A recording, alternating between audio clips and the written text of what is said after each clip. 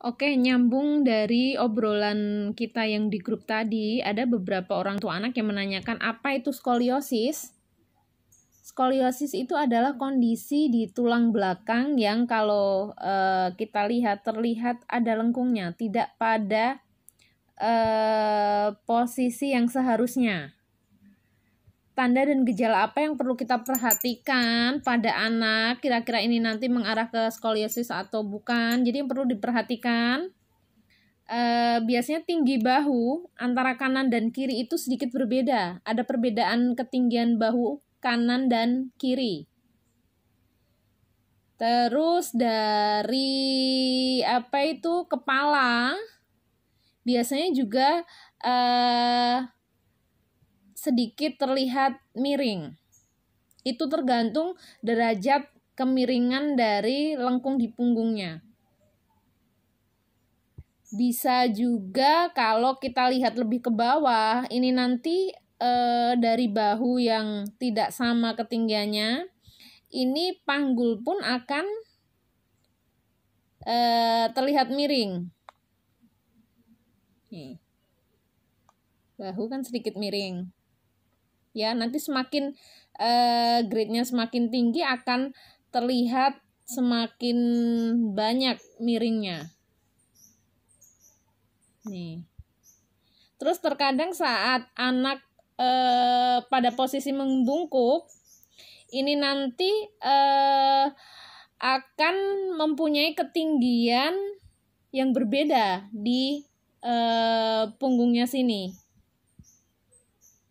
Terus hal apa saja yang bisa kita lakukan saat anak mengalami skoliosis?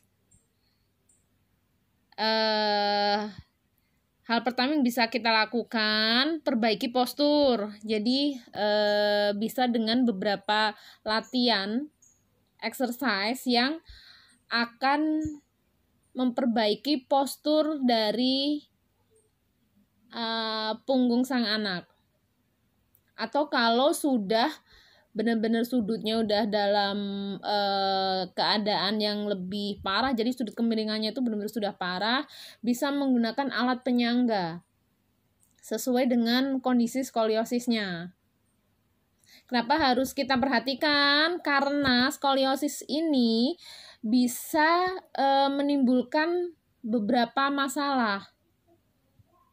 Dari yang tadi bahunya yang tinggi sebelah, terlihat tinggi sebelah. Terus panggulnya juga. Nah, di sini juga akan menimbulkan masalah berikutnya, tungkainya sekilas juga akan terlihat tinggi sebelah. Ada beberapa yang kalau skoliosisnya benar-benar grade-nya udah lumayan parah, itu benar-benar jalannya akan terlihat seperti seolah-olah pincang. Gitu. Karena ini tadi bahunya yang satu turun, yang sebelah sini kan naik nih. Tubuh manusia itu saling berhubungan, jadi nggak misah-misah. Kalau misalkan yang turun cuman punggungnya saja, panggul dan kakinya aman, berarti itu misah-misah. Karena satu masalah, misalkan baru sampai di sini nih, kita udah selesaikan dengan koreksi postural, biasanya nggak akan merembet sampai ke bawah. Jadi saat di sini ada perbedaan ketinggian, nanti dipanggul juga, nanti sampai ke panjang tungkai pun akan terlihat ada perbedaannya. Ini masalah yang akan ditimbulkan kalau kita tidak menyelesaikan dengan baik. Terus bisa mengakibatkan masalah yang lain juga. Jadi nyeri, akan terasa nyeri atau pegal di sepanjang punggung. Bahkan ada beberapa yang lengkung punggungnya itu yang benar-benar sudah ekstrim, itu bisa mengakibatkan penjepitan saraf. Atau kadang biasa disebut dengan HNP gitu. Jadi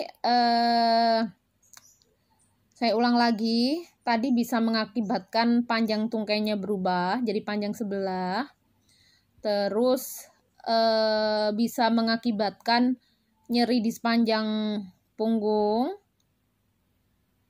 Terus bisa mengakibatkan juga penjepitan saraf di daerah tulang belakang sini. Dan bahkan yang terakhir, karena saat skoliosis itu kan bisa mempengaruhi tulang rusuk itu sedikit terdorong keluar ya, dan ini ternyata bisa mempengaruhi paru-paru, organ paru-paru, sehingga tidak maksimal dalam fungsinya. Jadi bisa mengakibatkan kesulitan bernafas. Jadi ada baiknya periksa putra-putrinya.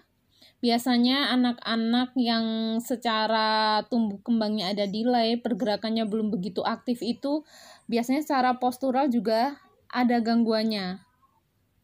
Jadi periksa, dicek satu persatu. Nanti pertemuan ke depan kita akan bahas exercise-nya gimana, latihannya gimana untuk memperbaiki postural anak yang sudut kemiringannya masih bisa diperbaiki tanpa alat bantu. Oke, penjelasan untuk skoliosis cukup sampai di sini.